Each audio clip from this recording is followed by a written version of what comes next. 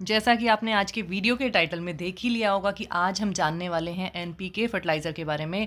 आज हम बात करेंगे कि एनपीके का मतलब क्या है, उसकी जो अलग-अलग रेशो हैं, उनका क्या मतलब होता है और उसको प्लांट में कैसे हम यूज़ करें। नमस्कार, स्वागत है आप सभी का मेरे चैनल में। वीडियो अगर अच्छी लगे तो लाइक कीजिए, चैनल को सब्सक्राइब कीजिए।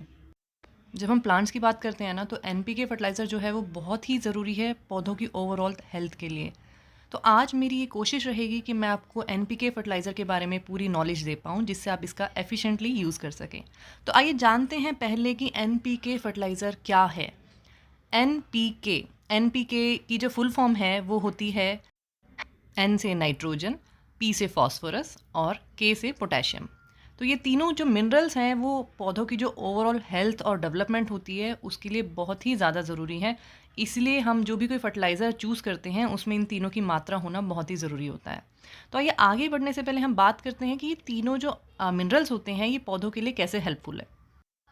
देखिए, जो नाइट्रोजन होता है ना एनपीके में, उसका काम क्या है? उसका काम है कि जो प्लांट्स हैं, उसमें जो लीव्स हैं, वो अच्छे से ग्रो कर सकें। तो अगर खाली आपका जो प्लांट है, वो लीव वाला प्लांट है, उसमें सिर्फ़ पत्ते ही रहते हैं, तो उसकी हेल्थ के लिए सबसे ज़्यादा ज़रूरी क्या हुआ? नाइट्रोजन।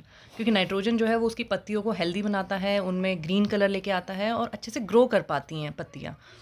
जो फ़ॉस्फ़ोरस होता है, वो क्या काम करता है कि वो हेल्दी फ्लावर्स, हेल्दी बर्ड्स और हेल्दी फ्रूटिंग को सपोर्ट करता है। तो अगर कोई भी प्लांट है जो फ्लावरिंग प्लांट है या फिर कोई भी ऐसा प्लांट है जिसमें फल आते हैं या फिर सब्जियां आती हैं, तो उसकी ग्रोथ के लिए जो मिनरल रिस्पॉन्सिबल है वो है फॉस्फोरस।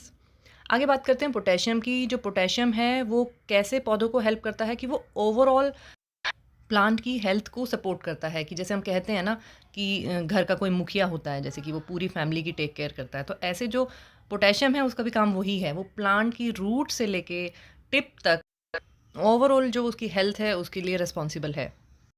चलिए अब आगे बात करते हैं एनपीके की रेशो के बारे में। आपने बहुत बार देखा होगा कि ज़्यादातर जो एनपीके खाद होता है उसमें रेशो लिखी होती है कि जैसे कि 20-20-20 फर्टिलाइज़र या फिर 19-19-19। तो ये जो रेशो होती है ये क्या डिनोट करती है कि अगर आप कोई फर्टिलाइज़र देखते हैं नर्सरी में और उसमें लिखा हुआ है 19-19-19, इसका मतलब है कि उसमें 19% नाइट्रोजन है, 19% फॉस्फोरस है और 19% पोटेशियम है। तो इस हिसाब से उसकी रेशो से दर्शाता है ये जो नंबर होता है, और बाकी जो उसमें परसेंटेज बची है वो और माइक्रो न्यूट्रिएंट्स उसमें होते हैं उस खाद में। तो हमें ये देखना होता है कि हमारा प्लांट किस तरह का है, उस हिसाब से हम उसमें एनपीके की रेशो यूज़ कर सकते हैं।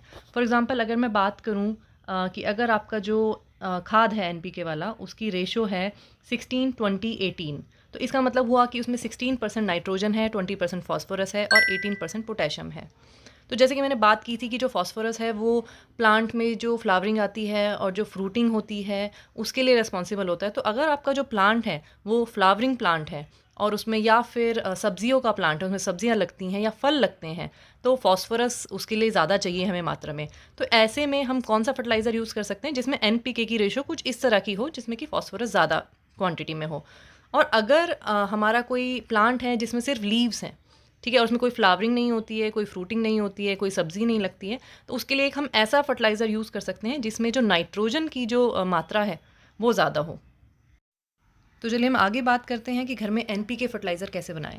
तो इसके लिए आपको कोई भी सब्जियों की पील्स ले लेनी है। जैसे कि आप देख सकते हैं इसमें अनियन की पील्स भी हैं, गार्लिक की पील्स भी हैं, और आप किसी भी फ्रूट की पील भी ले सकते हैं। जैसे कि मैंने ऑरेंज की पील भी लिया है और इसमें आलू की पील्स भी हैं। आप बेसिकली कोई भी फ्रूट और कोई भी सब्ज़ी की पील्स ले सकते हैं और उसको किसी भी टब में या किसी भी बाल्टी में आप भिगो के रख दीजिए 24 घंटे के लिए। और 24 घंटे के बाद जो वो पानी बनेगा, वो पानी को आप यूज़ कर सकते हैं, पर उसको यूज़ करने से पहले हमें स्ट्रेन करना है। वो स्ट्रेन करके हमें एक लिक्विड फॉर्म में एक फ़र्टिलाइज़र हमें मिल जाएगा।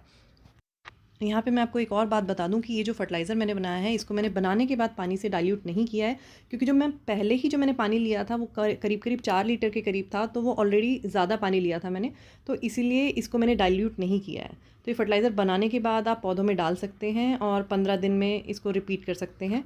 उससे पहले भी आप दे सकते हैं, इसका कोई भी नुकसान नहीं है क्योंकि बिल्कुल ऑर्गेनिक है।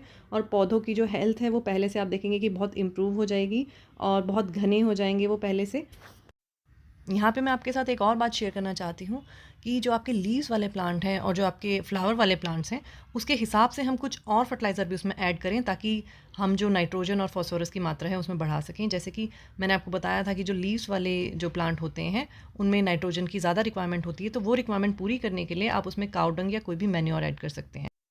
आपको क्या करना है, आपको जैसे आपने ये ऑर्गेनिक एनपीके फर्टिलाइज़र प्लांट्स को दिया, जब आप ये फर्टिलाइज़र देंगे तो उसके साथ आप थोड़ा-सा काऊ डंग, 1 मुट्ठी काऊ डंग भी आप मिक्स कर सकते हैं पौधे की गुड़ाई करके। तो उससे क्या होगा कि उसको जो नाइट्रोजन की रिक्वायरमेंट है वो अच्छे से उसकी पूरी हो जाएगी। और जो आपके पास फ्लावरिंग वाले प्लांट्स हैं या फ्रूटिंग वाले प्लांट्स हैं या कोई सब्जियों के प्लांट्स हैं, उनमें हमें फ़ॉस्फ़ोरस की मात्रा ज़्यादा रखनी है। तो इसी फर्टिलाइज़र में हम थोड़ी-सी बोन मील ऐड कर सकते हैं। उससे क्या होगा कि फ़ॉस्फ़ोरस की मात्रा ज़्यादा हो जाएगी और फ्रूटिंग और फ्लावरिंग बहुत अच्छे से होगी। तो आज के लिए बस इतना ही। मैं आशा करती हूँ कि आपको ये मेरी जानकारी पसंद आई हो, और अगर पसंद आई हो तो वीडियो को लाइक कीजिए, चैनल को सब्सक्राइब